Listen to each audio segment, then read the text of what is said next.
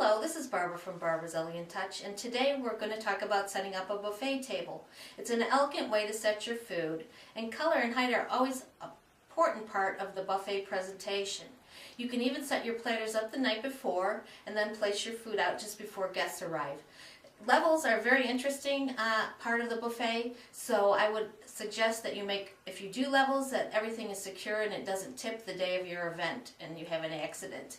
You can use a one-sided buffet or you can use two-sided service for over 20 guests. This would allow for better flow. It's best to remove any food that's been sitting out for 4 hours or longer to prevent any foodborne illnesses. Okay, so the first thing I did was I put my tablecloth on the table. The next thing you want to do to create interest is to put an overlay on, and you can use fabric from a fabric store.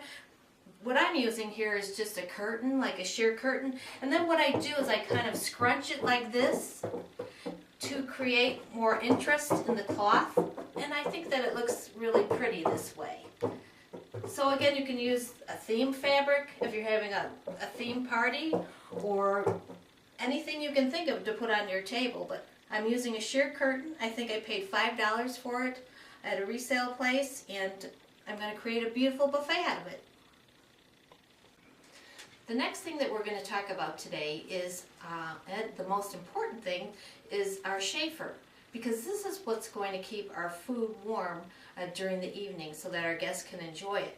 But before we start with this, I wanted to show you the different types of sterno that you can use underneath your chafer here. The first one is a wick sterno, and the wick comes off and you just light it right there. Now this one will last about 6 hours. And then there's another type called a gel. The gel one will only last you about 2 hours. So depending on how long you're planning on having your food out, you have to decide which one would work better for you. So the next thing I'm going to do is get my chafer ready for heating. So what I'm going to do is pour about 1 inch of water into my chafer. And if you do more than 1 inch, what's going to happen is once it starts heating up and you have your food in there, it's going to bubble over and it's going to hit your tablecloth. So be careful not to use more than 1 inch of water in here. So then I'm going to put my cover back on, and I'm going to light my sterno. So I'm going to leave this on with the cover on for about 30 minutes and let the water get heated up.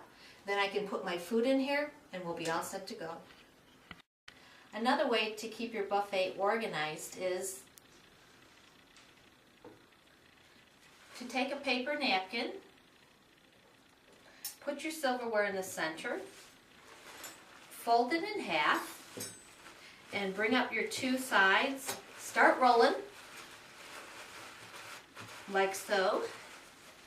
Take your ribbon, or anything else that you think you'd want to put on there. You can use your imagination. I'm going to tie it in a bow here. And there you have your little silverware package, easy for your guests to pick up along the buffet line. The next thing that you can do to enhance your buffet is to make different levels. So I'm going to use a book today, but you can use a box, you could use a Tupperware container, whatever you have in your house, you can use to make different levels. So I'm going to start, and I'm going to put one underneath here. And this will be a lower level that I'm creating on the buffet. And the next one I'm going to create, I'm putting 2 books here to create more of a higher level. So we're going to be creating kind of an up and down effect. And I'll show you, then you would put your platters on top of there. And it kind of gives you an idea of the difference in height. And this is a great idea to do it this way with the boxes or books, because when you're running kind of close and there isn't enough room on the buffets, if you use varying heights, you can put more on the table that way. Okay, so here we go. The buffet is all set up. So I'll start to go through a few things. This is where we put a couple stacks of books here, and it kind of raises up the shrimp platter here to give it more, elegant effect. And what I did too was to add cilantro, or you can add parsley to your shrimp platter, some lemons, to give it a little bit more interest. The next thing that I did was to companion the napkins in the same colors as my plates. So I had red and yellow in the plates, so I created red and yellow in the napkins. And at my trip to the grocery store, I happened to find a whole bunch of little peppers. So again, companion colors, red with the yellow to match the plates.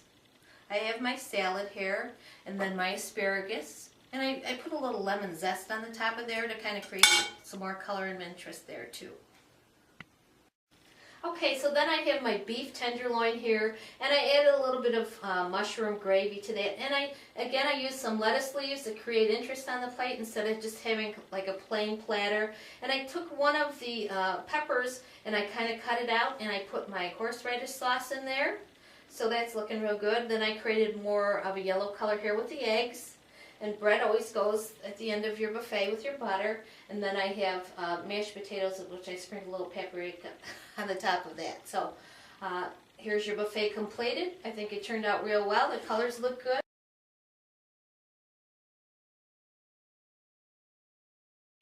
So I hope these tips help you create your next elegant buffet. Until next time, Barbara from Barbara's Elegant Touch.